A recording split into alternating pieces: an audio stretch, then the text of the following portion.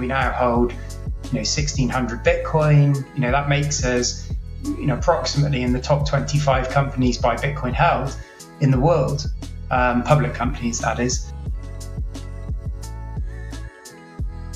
Andrew, it is amazing to have you back on the podcast. How are you doing?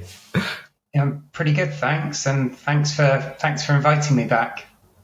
Yeah, it's an absolute pleasure. We last spoke pre-IPO,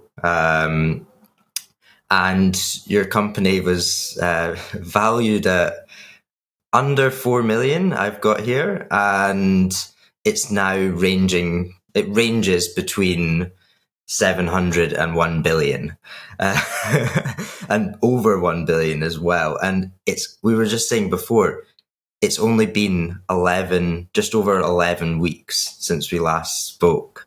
And then this morning you just announced another buy of 325 new Bitcoin. How crazy has the journey been over the last 11-ish weeks?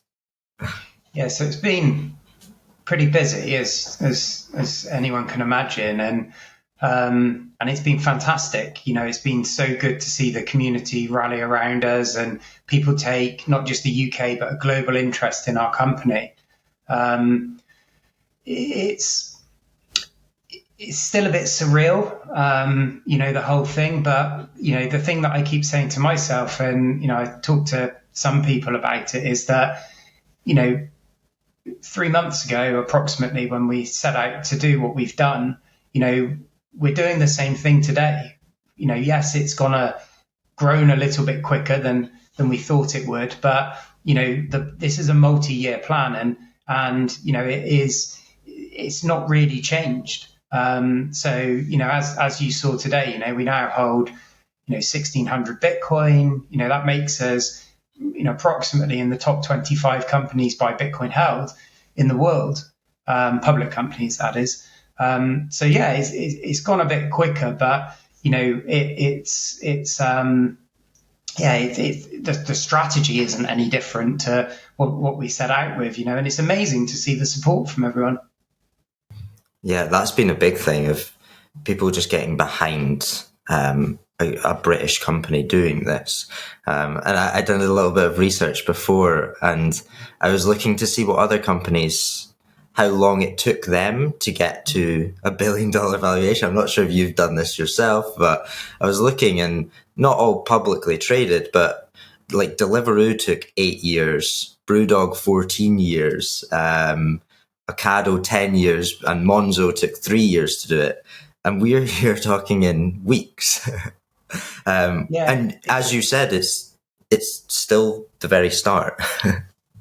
Yeah, it's really cool. So, we are the fastest company ever in the UK to do 100x. We are probably the best performing global equity this year. We've helped, bring some life back to UK capital markets. It's absolutely fantastic. Our Treasury alone is approximately 150 million pounds of Bitcoin in cash, as we're talking today, and it was low millions when we listed, so we've raised, a considerable amount of capital in that relatively short amount of time. But, we are really only just getting started. I'm very, very proud of the last couple of months. But the thing that matters to me right now is the next couple of months and then the next couple of years. So yeah, it's been good by almost anyone's standards, I would think. What we've done so far, but we can all enjoy what we've done and think that that's pretty good. But let's also focus on the future. 100%. How is your congrats, first off. I probably should have opened with that. But how is because we talked when your company was still private, and you were in the process of IPO. How is I just want to get a little bit of insight into how has your life changed from being operating a private business to now operating a public business? Yeah, it's different, obviously. So my 25 years of working was 10 years working in a private business that became a public business. So I've had elements of that, and then 15 years of a private business, which our clients are interested in, but you don't have the sort of the PLC aspect, all the investor relations and that side of things. So it's been great. I was aware and mindful, and I expected a lot of that, but when you're expecting it compared with when you're living it is slightly different. And I'm just really grateful that people like what we're doing. One of the reasons why I wanted to do this was because I was incredibly dissatisfied with the investment opportunities available to UK individuals like myself. I think that there's a better way. There's like we're doing it. We're building our company's balance sheet on the best asset in the world. We're trying to do it transparently, honesty, with integrity, and all the things that I want as an investor.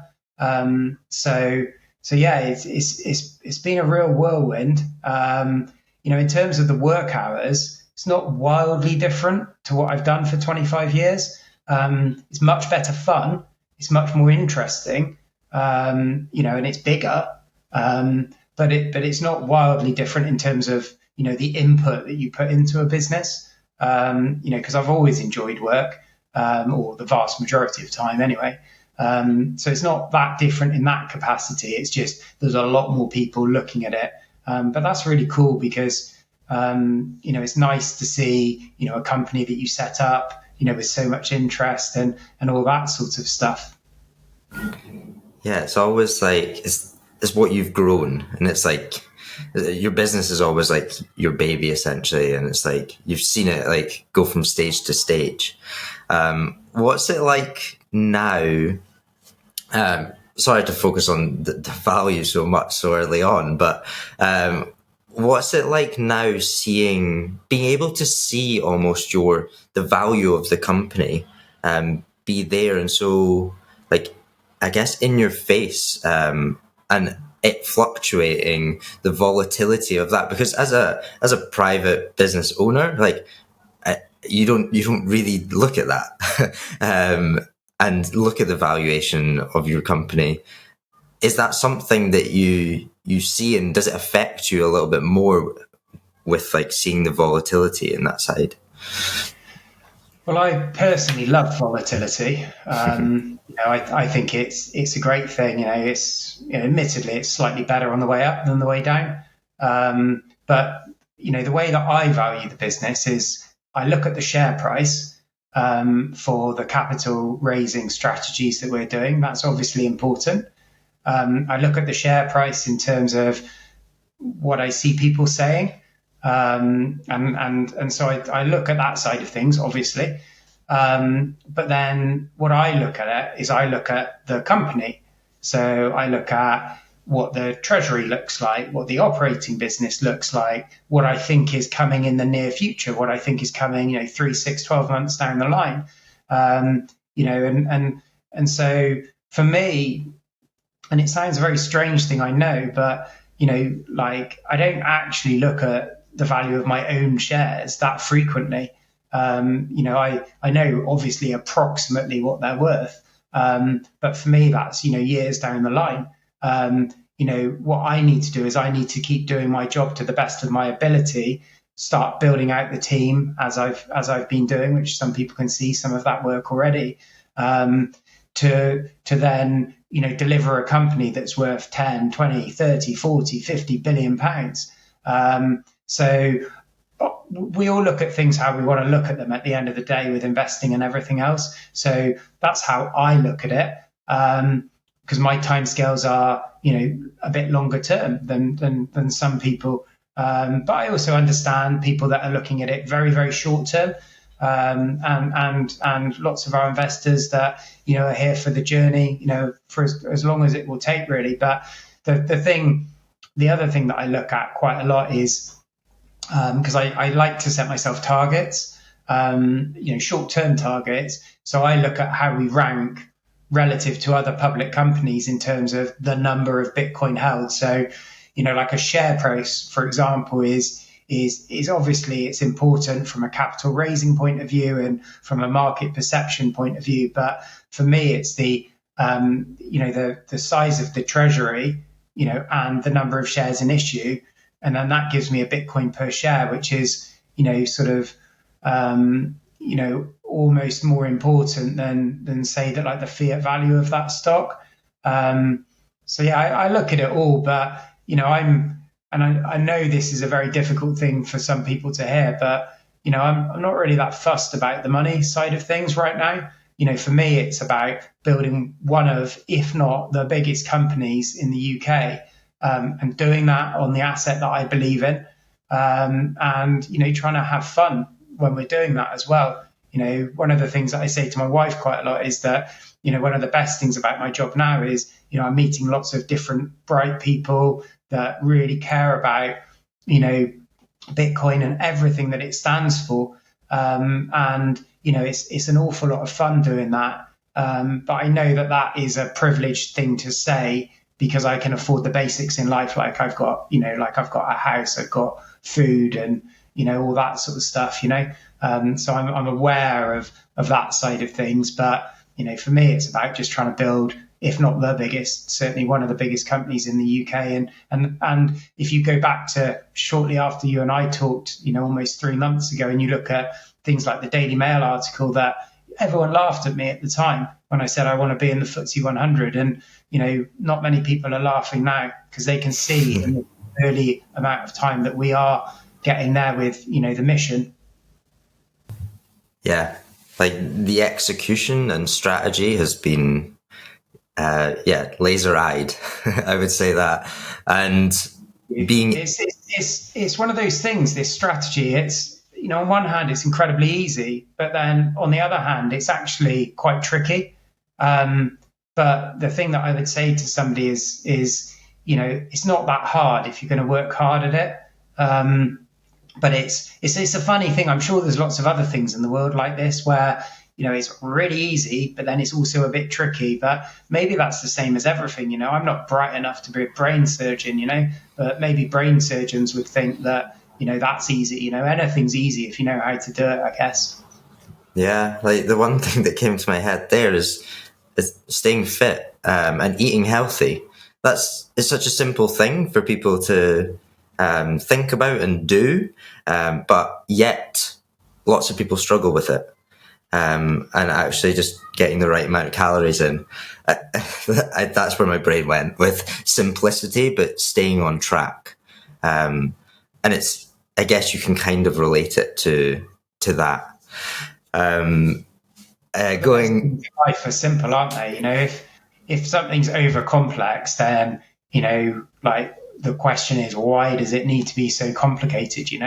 My old boss, Steve Lansdowne, one of the two guys that set up Hargreaves Lansdowne, he always used to say, if something is too complicated, then just run away from it. It's quite good advice, actually. I've based a lot of my life on that, and it's worked okay. Yeah, I put a LinkedIn post out yesterday, and it's about the simplicity of Bitcoin, of just 4 steps of learning about it, and then realizing that it's not just a stock investment, and then you start stacking it, and then you just outperform everything else. And because it's so simple, people are like, no, that's too good to be true. I've been investing in Bitcoin for almost 10 years, and that is literally the only way to buy it. Just buy what you can afford, when you can afford it, and hold it forever. Done. Yeah, and it's that simple, yet so hard at the same time. Talking about, so you bought, or your company bought another 325 new Bitcoin this morning. I don't know if you're allowed to say this, but like how and when do you decide to buy Bitcoin? Because it from my perspective, it must be quite fun being able to buy 325 Bitcoin. and actually be part of that process, because it's a large amount of Bitcoin to buy in one swoop. It's a lot of money. So what we do is we raise capital when capital is available, and when we believe that it's in the benefits of our shareholders to raise capital for the wider business in the future. So we raise money, and like everyone knows and everyone's seen that we've done that relatively well so far. So you get some capital, and then that capital settles. So effectively, in simple terms, a couple of days after everyone knows about it, we get that cash. And then our job is to deploy that capital into the Treasury, which is Bitcoin, and to do that relatively quickly. So we buy Bitcoin, maybe not quite every day, but we buy it almost every day. And we buy it sort of not super aggressively, because we don't buy it the second we've got the capital, but within, let's say, a week, maybe slightly longer, the vast majority of our capital, spare capital, is held as Bitcoin for the future. So yeah, we just get it deployed as quickly as we can. I often say to people that, I want to be long Bitcoin, short the pound, because as people will know that have heard me talk before, and I've done this personally for almost 10 years as well, is I attach very little value to the pound. So for the longer term, I don't believe that it's going to store my purchasing power in the same way as something like Bitcoin would. So yeah, we just try and get it done as quickly as possible. Like, as you can see from the announcement today, the price is pretty good. But it's not a trading strategy or anything like that. It's literally, the plan that we've stuck to since we've been listed, and that we'll stick to in a similar way in the future. And it just means that, you buy the Bitcoin and, maybe we got it at the price that we deserve, which was a very, very, very good price. But I don't look at the price when I buy it. I just literally, I focus on deploying the capital into the asset. I look at the price from an accounting point of view, but it's not like I'm saying, well, if I wait till this afternoon, I'll get it $1,000 cheaper or more expensive. I say to everyone all the time, I've got no idea what Bitcoin will do in the very, very short term. All I know is that over the medium to long term, it's going way higher. And is it you that's actually personally doing the purchasing of the Bitcoin? Yeah, so we've got pretty stringent levels of corporate governance. So what that means is that there's certain things that have to be done in a certain way. So processes, suppliers, who makes certain decisions, what the Treasury can invest in. So for example, our Treasury policy says that we can only invest in pure Bitcoin, not like derivatives or anything like that. So we've got the whole sort of corporate and legal framework around how that works. And then we've got controls on top of that. So for example, I can buy Bitcoin, but I can't sell or withdraw Bitcoin. That requires people in the organization to do that are based in different locations. Really important from a security point of view. So I deploy it in line with the mandate that I've been given by the board, which is governed by the formal Treasury policy that we've got. But yeah, in simple terms, I buy it. It must be a good feeling. It's the same as it's always been, but it's bigger numbers. So you follow the same process. I think one of the good things about my background is I've been used to working with quite large numbers in a very sort of regulated environment. So, you follow the same process. You put certain checks in place that go through every single time. And you just, follow the sort of the script, I suppose, that you have to do that. So when you're moving money, for example, you check all the details, even though you've checked them every single time and they're saved. So you have to do all these things just to make sure it's done in the right way. But I think that's where my background is quite useful in terms of that side of things. Yeah, 100%. And I know you've talked about this on different podcasts, but I'd like to just see or go into and I know you probably can't say much about it at this point as well, but how important it is to you to be moving up from, because you're currently trading on the AQUIS, and then how important it is for you to get up to the LSE, the London Stock Exchange. Yeah, there's pros and cons of both markets. So a pro at the moment of AQUIS is that we've proven that it can be a liquid market. A negative is that it's slightly harder for people outside of the UK to access. So pros and cons. Another pro of AQUIS is that providing you've got the right corporate structure, which clearly we do have, because that was planned since before we listed, you can issue a lot of shares, should you wish. Yesterday, something came out from the FCA, which we've anticipated for a period of time, which means that an LSE listed company from January, that's the date that they're saying at the moment, although it might be different, can raise 75% instead of, I believe it's 20%, in terms of raising a bigger amount of capital without doing a prospectus once listed. So there's pros and cons. For me, the big advantage of being on the LSE is that you get access to passive money. So by that, I mean tracker funds. And this is like one of my personal missions, which obviously is secondary to the company. But if we can be in the FTSE 100, FTSE 250, FTSE 250, then FTSE 100 is probably how it worked. We'd be in the FTSE 250 today by size. Then those tracker funds mean that they buy the index, so they would buy your stock, which means that indirectly everyone in the UK would own Bitcoin or have some exposure to it, which that would definitely be one of the top 5 things in the world for me to achieve in my career. So yeah, there's pros and cons. I've got another meeting with AQUIS because there's some things that they're doing to make their proposition to us stronger. We're the biggest company on AQUIS now by far. I believe that AQUIS is a growth market, so longer term, is it the right market to be on? I've been incredibly pleased with how they've supported us, and I think we've been really good for their market. But to say that we'll remain on AQUIS forever is probably not the right thing for everyone involved, whether that's AQUIS, the LSE, the shareholders, the UK. So I'm not allowed to say anything like we've started the process already, because there's certain things you can and can't say, and there's right times to say things.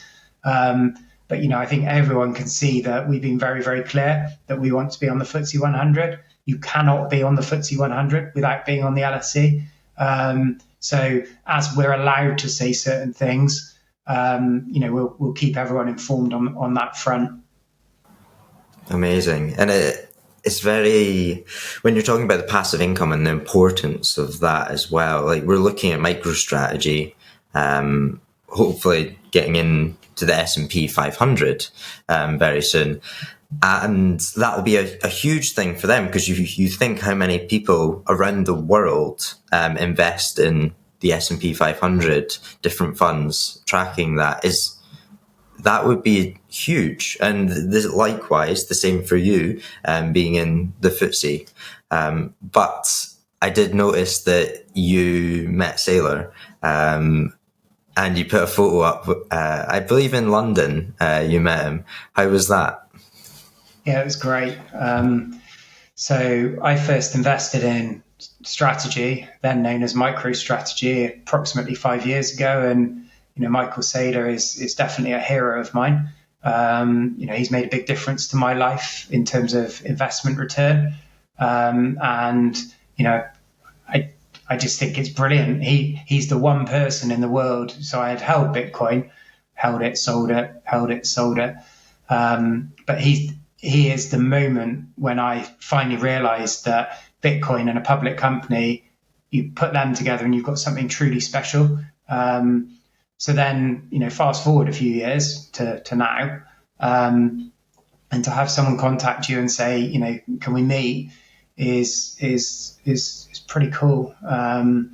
So yeah, we were going to meet somewhere, and then that didn't work out with our diaries. So then we agreed that we'd meet up in London, and he was in London, and said, could you do this? And I said, yeah, that'd be great. I was actually in London on the same day. And yeah, we had a great chat. And it was really weird for me, because when you listen to him talk, I've got no idea how many videos I've watched of him over the years, but he's talking about the dollar, and he's talking about strategy and things. And when we were talking, he was talking about the pound, and he was prefixing everything with smarter, and he believes that we can be the biggest company in the UK.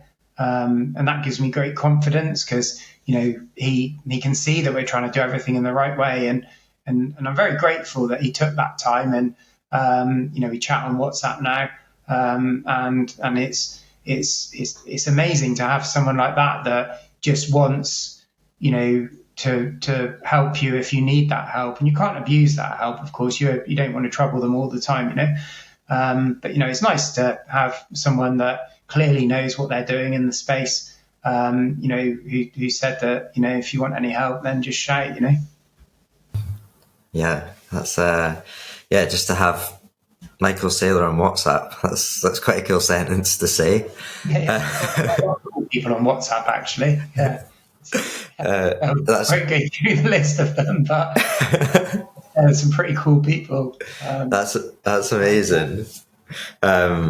Because I remember, when I was in Prague, and Saylor was on stage. I mean, I've got you on WhatsApp as well.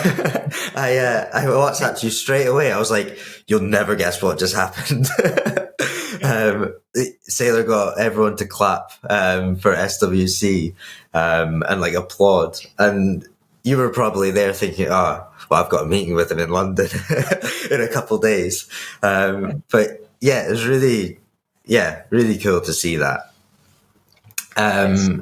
It's really great. It's one of many things that show that we've done quite a good thing in quite a short space of time. A bit like all the feedback from investors, and what they say to me and stuff. It's really, really good. I'm really pleased with that. Yeah. So this morning you released a new research paper or piece. Are you able to walk us through this a little bit of maybe why you've made it, and what's a summary of what's inside it? Yeah. So probably the best thing to do is for people to have a look at it, so you can view it on our website. We've published it there. You just go to our investor relations website, and it's there.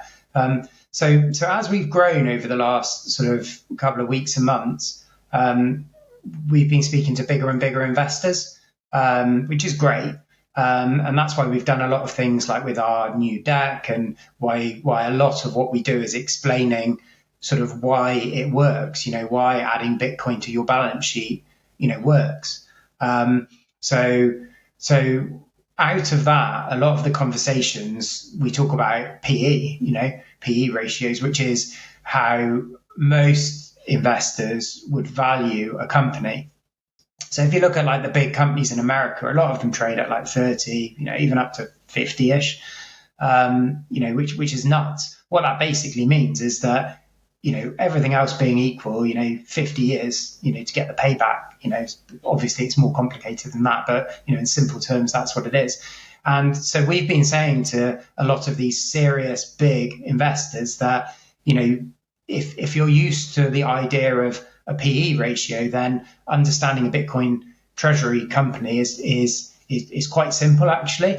And then what came out of that was that there's lots of things out there. We all know about MNAV, dates to cover, all these sorts of things. Some great things out there. The industry's moved on an awful lot in the last year.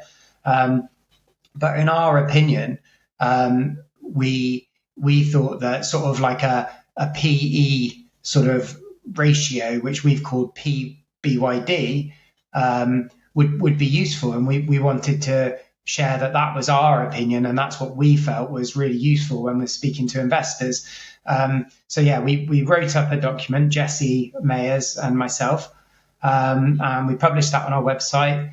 When we announced the Bitcoin buy this morning, we put a note that we've put this research note out just because we wanted to get it out there so that people could see it.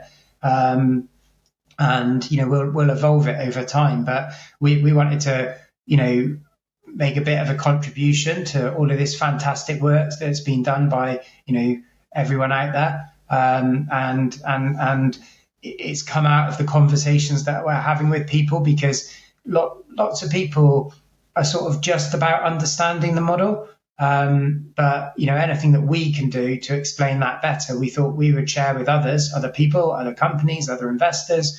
So if the more people that understand these sorts of things, the better. There's it's not like a commercially sensitive thing of, right, we've got these investors or this capital raising strategy. Most of that stuff can be copied anyway. But it's something that we thought was good to share with everyone, and to say that this has really helped us, so we'll share it with everyone else, and then we can get feedback from everyone and refine it further, and maybe it will become one of those many things that we all know, that we talk about, that is a really useful way of comparing, contrasting, evaluating, and so forth. So yeah, it's on our website. It's written in plain English, like everything else that we do. There's examples in there. There's graphs. We've got real data of ourselves and others. So have a look and see what you think. Yeah, I will add it to the show notes as well, so it's nice and easy for people just to click on it and then just go and read it.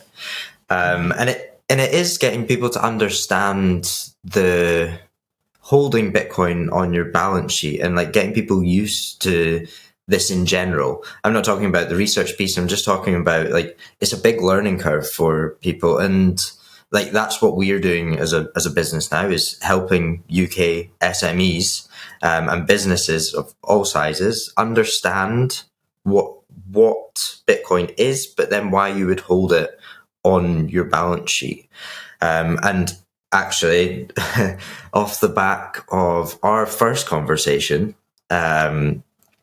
the amount of businesses that reached out, just private companies in the UK that reached out, that we're working with now in the background, asking like, oh, I didn't realize I could do this for my own business. And just hearing someone else, your case is a little bit different because you've gone public with it, but people just saying like, oh, I didn't realize I could actually just hold Bitcoin on my balance sheet and accumulate it through my business. So it's really nice being able to talk with business owners that are doing this, and then people listen in and then realize, oh, maybe I want to do this as well. And like, yeah, how important do you think it is to actually, for UK business owners that have like that excess cash that they just don't need in the long term, to be looking into and learning about Bitcoin and adding that to their balance sheet? I think it's essential, So what we believe is that every company in the world will hold Bitcoin on its balance sheet. Now, that shouldn't be confused with some companies that will hold, an increasing amount of Bitcoin, and other companies, which may be more suited to a private company, will be holding Bitcoin, to preserve their value for the future. So, if you think about my business when it was a private business, you could hold Bitcoin rather than holding it as cash, let's say. Like I remember with the bank that we use, the interest rate was pathetic. So it's not even keeping up with, what they say inflation is. So, you've got to do something with it.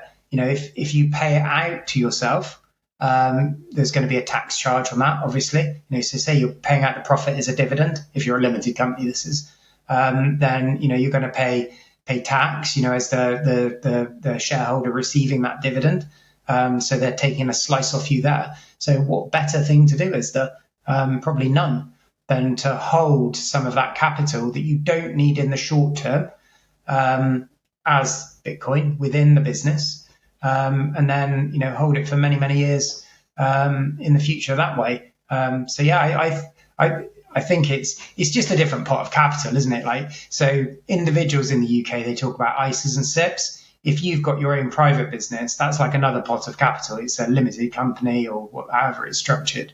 So it's just thinking about these different pots, and in most of those pots, there's a way of moving it away from pounds, to Bitcoin in this case. So yeah, it makes sense, and that's the great thing about the work that you and some other people do, that you actually help people understand that it's not necessarily as hard to do that. What we're doing as a business is slightly different, because rather than private capital, we're taking public capital, and then we're using that to grow our overall business, which includes a treasury component.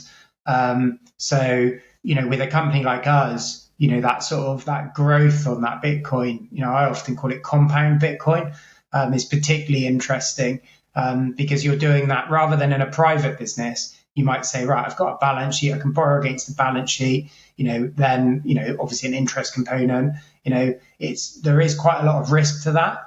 And I would say to anyone with a private business is save the money that you've got, to do it that way, because that leveraged approach, maybe on a small scale, is okay, but it could easily backfire if you don't get everything right.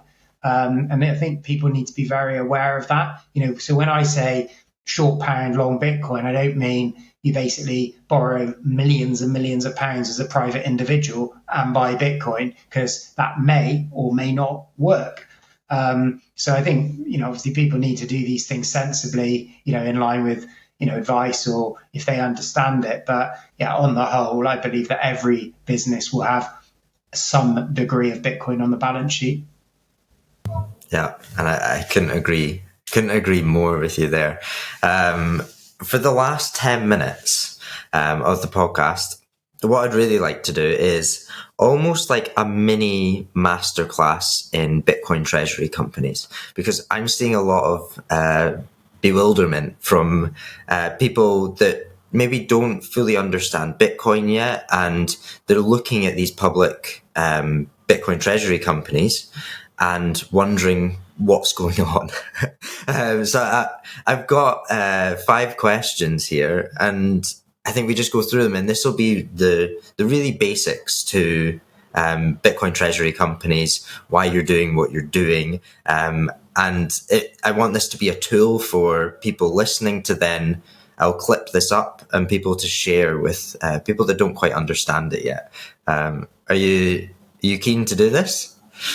Yeah, we can try. 2 caveats, or 1 caveat and 1 comment is A, I'm not sure we'll be able to call it a masterclass, maybe just a class, but I'll try my best.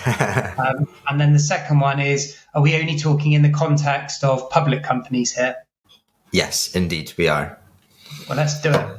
Perfect. Okay, so the first question is, can you just explain to me in simple terms what a public Bitcoin treasury company is, and what's the whole?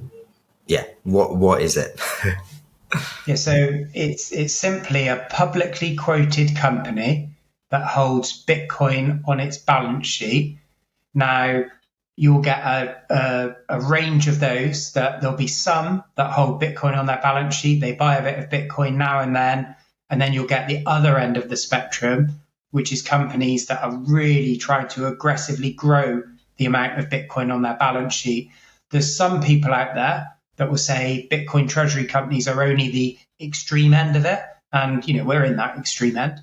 But I think a better way of looking at it is to understand that there's public companies that have got Bitcoin on their balance sheet, and there's public companies that are focused on growing the Bitcoin on the balance sheet. Yeah, that's brilliant. And I've taken a quote here from the Financial Times from, I want to say 4 weeks ago. And it says that buyers of this stock, which is SWC, are paying more than £20 for £1 of Bitcoin. And that was in the Financial Times. And now that's come down to roughly around £5 for £1. How do you explain the premium to people who may not understand this? Yeah, so what you need to look at if you're looking at buying a company for whatever you're buying it for is what's it valued at.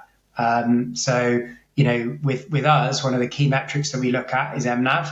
And I look at that when I'm looking at other companies to invest in globally. I only invest in our company in the UK. So you need to understand what that means, and then why are you paying that premium? Because the simple answer is you're paying that premium because you believe that premium will be earned, which is one of the reasons why we've put some of the documents together that we've put to explain that to everyone. But if that company can use that premium to generate additional capital, then that MNAV effectively resets, is the way we describe it to people when we're doing our capital raises. And then the market prices that again, because it's not so much you're paying more, in so the FT example, you're paying £5 for £1 of Bitcoin. It's more that you're paying £5 for £1 of Bitcoin and the future potential that will be earned through the execution of the strategy. Share prices are forward looking. Now, if you've got a company that's not executing the strategy properly for whatever reason, then that multiple should be a lot lower. And then at times, for example, our MNAV did touch, I think, 20 at one point. It might have even been above that for a brief period. That's market excitement. So just like every other share price, the market is always wrong. It's either going to be too expensive or too cheap, all of the time. Personally, I think our stock's very cheap right now. But that's my opinion. It's all about the future potential. That's what you need to look at when you look at that multiple. And as a public company, you are raising capital to then buy Bitcoin. What mechanisms and how are you currently raising this capital? Yeah, so we've got two main levers in our toolbox at the moment. So we've got what's called private placements, which is what most companies use. So that's placements that take place with a mixture of retail investors, high net worth individuals, and institutions. So that's really important. And then we've also got something which is a bit like you see in the States, which is in America, they have something called an ATM, at the market, which basically means that companies can sell their stock through an agent. So we worked out how we could do something similar to that in the UK. And that's really good. We announced, I think it was a week or two ago, it was over 20 million that we had raised from the first slice of that type of fundraising technique. And then you've got other things that you can do in the future. So I think where we're all heading, and being realistic, you'd probably need to be, I don't know, let's say 5 times the size of what we are to do this. You've got the thing that Strategy's done, which is, the preference shares. So you've got different ways that you can do this, and there are other ways as well. I will look at any capital raising strategy as long as I believe it's in the best interest of shareholders. And the last question on my list is and this is more relevant to Smarter Web Company and what you're doing, but what type of investors are coming to you at the moment? And is there some that maybe not so well versed in Bitcoin?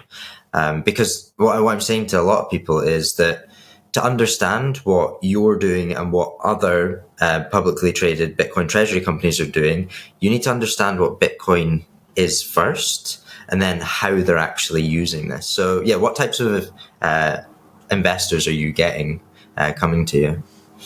So I think, or certainly my experience, is that most people understand a bit about Bitcoin. So they understand, the limited supply. They understand that no one controls it.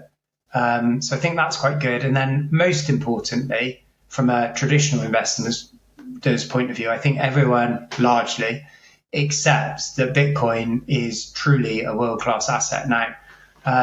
So the understanding of Bitcoin isn't too much of a problem. But then the other thing that was quite surprising to me was that it's only when you get to a certain size and a certain liquidity that proper institutional capital will consider you. So we're speaking to, some of the very best names in the world at the moment, and I hope some of them will support us. And that's not to say that I'm not incredibly grateful for everyone that supported us to that point. But until you get to a certain size, which to be fair is probably above £500 million market cap, maybe even above £1 billion market cap, with significant volume in your stock, so 10, 20 million pounds worth of stock a day traded, those serious players will not be interested in what you're doing because they're not allowed to do it from a risk point of view. So it's really interesting, like as you get bigger and you get more liquid, that those conversations change. But on the whole, they're quite similar in terms of how does it work, and that's why we've done all of that work around, the not so much Bitcoin, but the quirks of holding Bitcoin in a public company. Yeah, when you're talking, well, that's the mini masterclass over. That was brilliantly answered. But when you're talking about like the volume as well going through, like when you were saying that, I was just remembering like I was about to say the early days, but the early days were 11 weeks ago.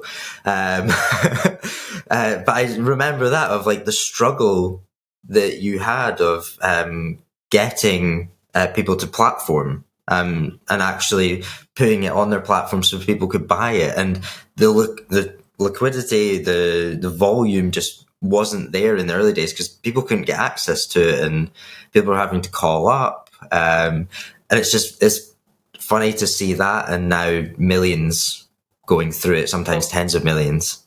Well, we went from and that's, I guess, just because these platforms have to switch the stock on, but there's been a number of weeks, in this 3 months where we've been the biggest traded equity in the UK. We've been one of the biggest equities in the world based on number of deals and slightly less on value of deals. There's some days and some weeks where we've been with our OTC listing that we've got, which allows greater access to America, where we've been the most liquid stock there.